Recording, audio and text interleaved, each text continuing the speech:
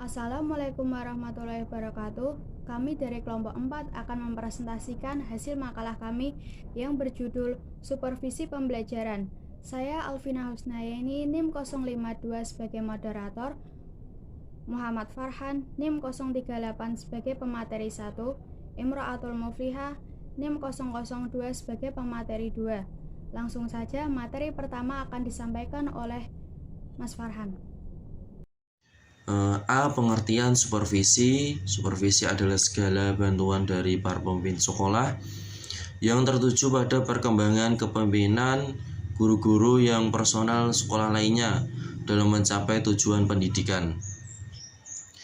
Supervisi ini berupa dorongan, bimbingan, dan kesempatan bagi pertumbuhan keahlian dan kecakapan guru-guru, seperti bimbingan dalam usaha dan pelaksanaan pembaruan dalam pendidikan dan pengajaran, pemilihan alat-alat pembelajaran dan metode pengajar yang lebih baik, cara penilaian yang sistematis terhadap fase seluruh proses penalaran, dan sebagainya. Yang B, pengertian supervisi pembelajaran. Secara etimologi, supervisi pembelajaran sering diartikan sebagai serangkaian bantuan usaha dari guru, terutama bantuan yang berwujud layanan profesional yang dilakukan oleh kepala sekolah dan pengawasan serta supervisor lainnya untuk meningkatkan proses dan hasil belajar. Yang C, tipe supervisi pembelajaran. Supervisi pembelajaran mempunyai banyak tipe, diantaranya adalah supervisi sebagai introspeksi, yang kedua supervisi yang laissez-faire, yang ketiga supervisi yang cohesive, yang keempat supervisi yang bertipe training dan guided, yang kelima supervisi demokratis, yang D, pendekatan supervisi pembelajaran. Dalam pelaksanaan supervisi, karakteristik guru yang dihadapi oleh supervisor berbeda-beda. Perbedaan tersebut dapat dilihat dari sisi usia dan kematangannya, pengalaman kerja, motivasi, maupun kemauan guru.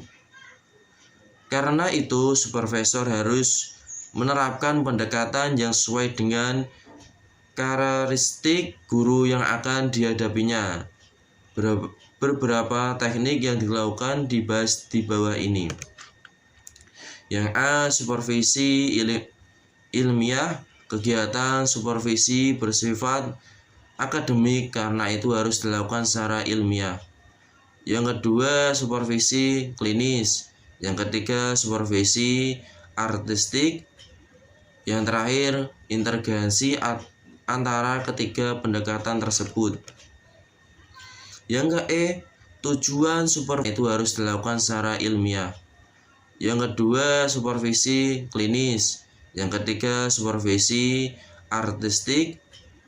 Yang terakhir, integrasi antara ketiga pendekatan tersebut.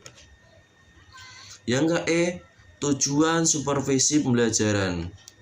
Tujuan supervisi pembelajaran adalah untuk meningkatkan kemampuan profesional guru dalam meningkatkan proses belajar melalui pemberian bantuan yang terutama bercorak layanan profesional kepada guru.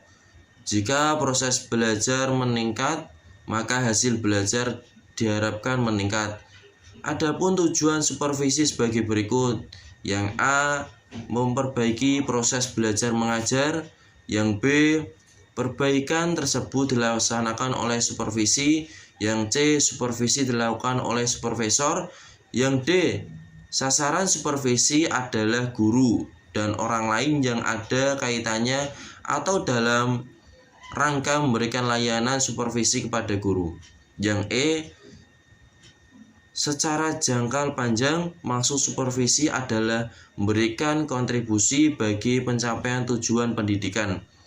Yang F, memperbaiki materi dan kegiatan belajar mengajar. Yang G, memperbaiki media belajar mengajar. Yang H, memperbaiki sikap guru atas tugasnya. Yang I. Memperbaiki metode belajar mengajar. Prinsip-prinsip supervisi pembelajaran. Berikut adalah prinsip-prinsip supervisi pembelajaran adalah sebagai berikut. A. Supervisi merupakan bagian yang integral dalam program pendidikan. B. Semua guru dan berhak melakukan bantuan dari supervise. C. Supervisi hendaknya disesuaikan untuk memenuhi kebutuhan perseorangan dari personel sekolah. D. Supervisi hendaknya mampu menjelaskan tujuan dan sasaran sekolah. E. Supervisi hendaknya membantu memperbaiki sikap dan hubungan dari semua anggota staf sekolah. F.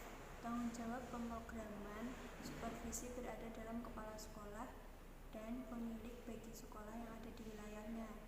G. Fungsi supervisi pembelajaran. Supervisi mempunyai fungsi agar dapat setiap pekerjaan yang dilakukan merupakan suatu hasil karya yang sesuai dengan aturan dan norma yang telah ditetapkan.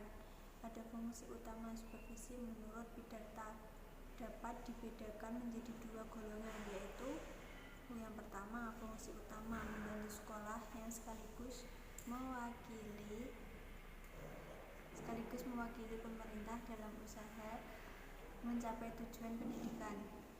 Yang kedua, fungsi tambahan membantu sekolah dalam membina guru-guru dapat bekerja dengan baik dan dalam mengadakan kontak dengan masyarakat dalam rangka menyesuaikan diri dengan tuntutan masyarakat serta sekaligus mempelopori kemajuan masyarakat.